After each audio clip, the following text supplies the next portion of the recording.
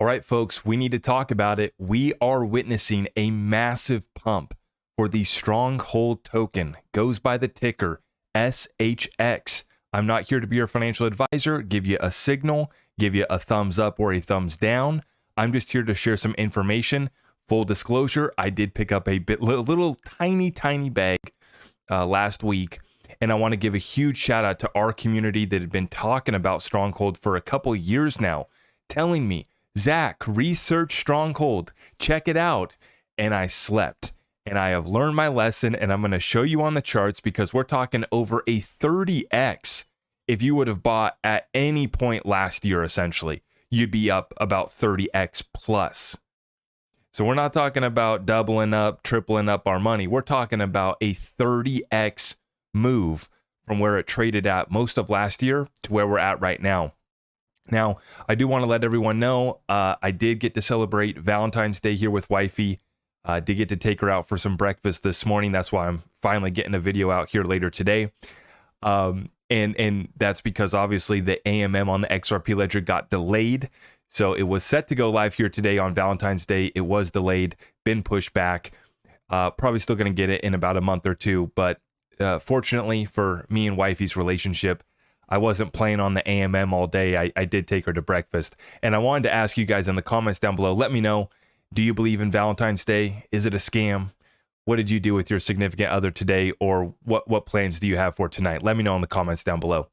Let's get right on into it though. We have big news. I haven't made a video yet actually since the Ripple acquisition of Standard Custody. I'm going to be talking about that in a separate video. Watch out for that title. It's going to be big news for Ripple XRP.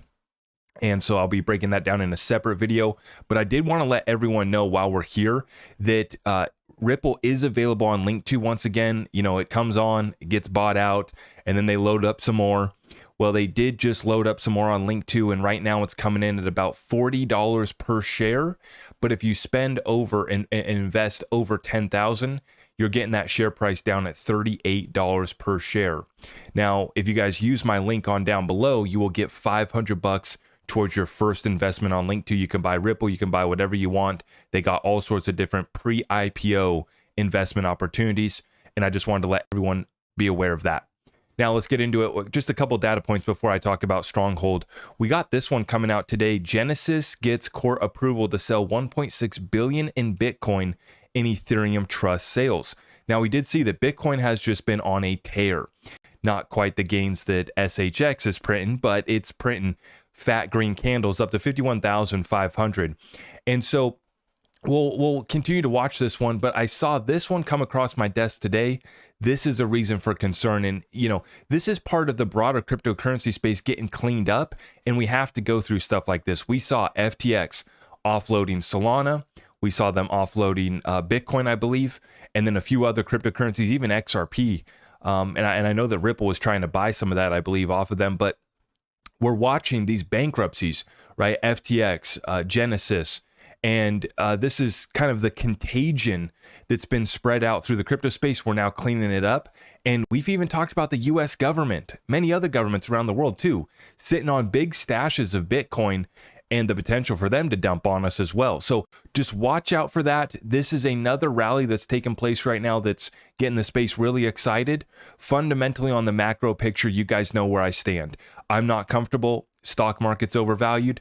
Crypto, you know, still manipulated, still running up. That's great. But I'd like to see us clean up the space a little bit more.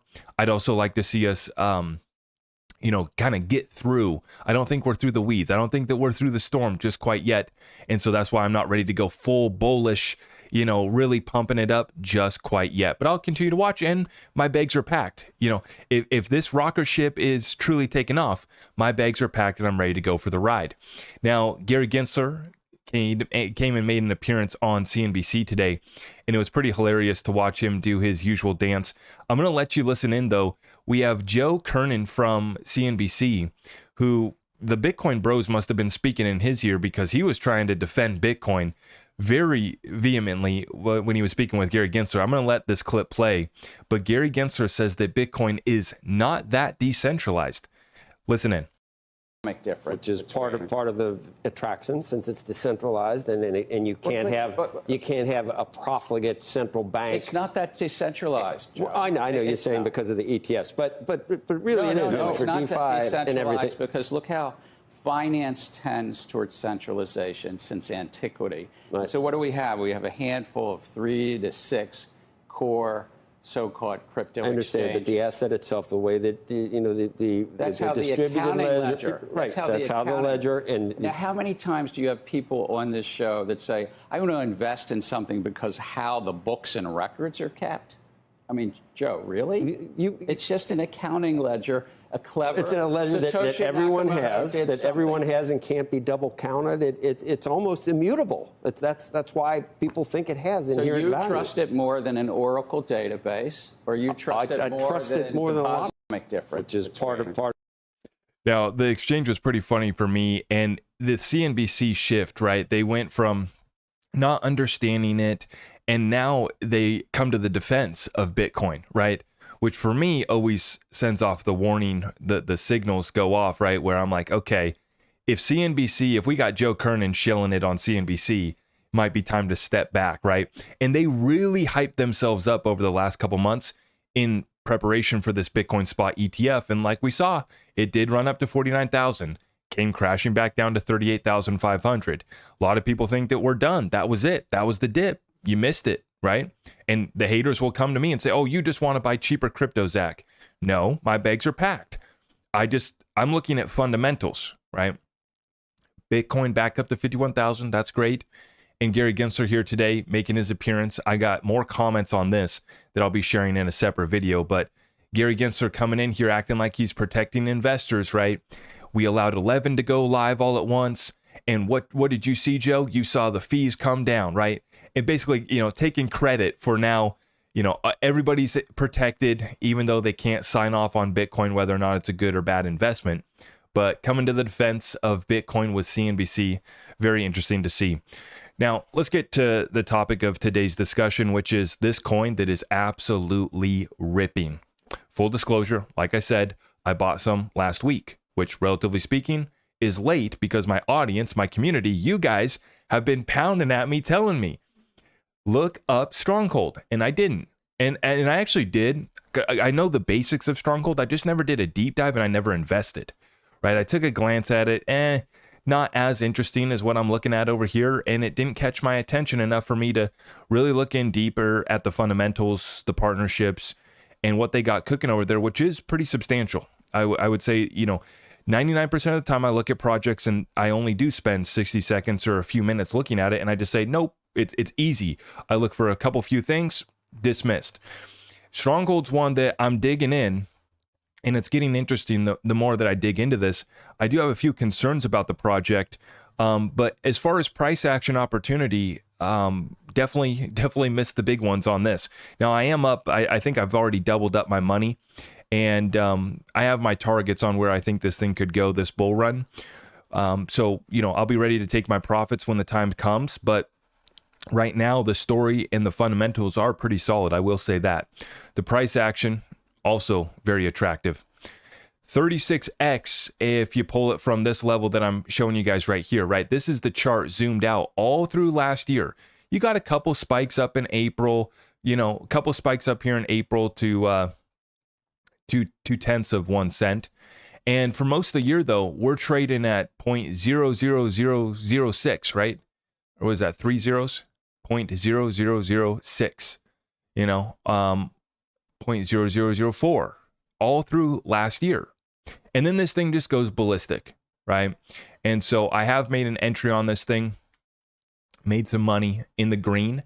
And then the other reason why I picked up this coin is because I wanted to start playing with the Stellar AMM. So I added XLM and I added Stronghold SHX token to the liquidity pool on the Stellar network for XLM SHX. So now I'm making fees off of that, and that pool has gotten shaken up. Actually, the fees have gone up from what I've been able to tell. I'm still trying to figure out how that AMM works, but this is why I threw some money at it to see how it plays out. And it's interesting to watch this because now we have a good example of what happens when a coin starts pumping. right? Stronghold's been going crazy, and it's up to that AMM to get back into balance. So I'm going to, continuing to watch this fundamentally from the project. I was listening to the CTO, Sean Bennett. I was listening to the CEO, Tammy, I believe is her name. And I was listening to how Sean Bennett, I listened to his whole presentation at the Apex XRP Ledger Developer Summit at Apex. I listened to his presentation last year in 2022. Actually, I guess that would have been almost 2 years ago now. But he was one of the first gateway issuers on the XRP Ledger, issuing New Zealand dollar, Australian dollar, and the US dollar. So he's been around in the XRP Ledger community for a while. And obviously Tammy comes from basically head of growth, I believe, at the Stellar Development Foundation, credited for onboarding about 4 million users onto Stellar. So that was pretty substantial. This is a financial services company that's bringing an API for embedded payments. So you're talking point of sale, e-commerce, plugin developers, accounting software. They're touting about 18 channel partners right now. And right now they're touting that they have some, at the Apex Developer Summit, he was saying that they have 1 million partners in the pipeline. I don't know what that means. This is the thing. I'm still researching this project. I just spent a few hours just here today going through the team, listening to their CEOs get interviewed. I would like to see more marketing from the team, just as someone who understands marketing, making content. I would like to see a little bit more, but I understand you got to work the business and not everybody's content first. But I would like to see a little bit more. But I was able to learn, just over the last couple of years, the presentations, the interviews, and at the Apex Summit, they're, was citing 18 channel partners with 1 million in their pipeline. We'll see how that works. And then the new thing that they've brought forward is merchant financing and DeFi funded merchant financing. So the ability for folks to, basically provide liquidity in a DeFi platform, and then Stronghold is acting that bridge between the DeFi on-chain ledger DeFi and the merchant companies that are using Stronghold. They've already shared a couple use case examples of companies that basically they were handling debit and credit card transactions for, that they used the merchant funding and they gave those businesses funding and the benefits that it provided them. This is companies that maybe couldn't get, traditional financing. So getting them financing outside of alternative DeFi financing, Stronghold has been able to do that for some of their partners. Very interesting to watch. They got the rewards program for their merchants as well. And then I was looking back, this is where I find some concerns. I'll just make a couple points and I'll probably do another deep dive on this project, but I just wanted to hit on a few points. Despite the fact that the coin is up, 30x from where it was trading at last year, I don't like to buy into green candles, even though I just did on SHX, I just did on Flare, and I just did on the SEI token, SEI. Those are 3 new coins that I've added in my portfolio. And you guys know that's why I'm sharing that with you here on YouTube, is just to be transparent. I have no affiliation with any of these projects, period. But I don't like to buy into green candles, and I don't like to be suckered into any sort of hype narratives, which many people would want to criticize me because I'm, big XRP hype guy. I get it, but I'm hype based off of fundamentals that I can show you, that I can print out, partnerships that are real, partnerships that include the token. That's why I get so hyped about XRP. But when it comes to this, fundamentals are really solid. A couple of things that were of a concern really just come back to the tokenomics. Right now, the coin market cap reading is about 5.7 billion circulating. I've talked to some other people in the community that are saying that the circulating supply is actually probably closer to, 15 billion, because they're saying that there's about 85 billion that hasn't been released.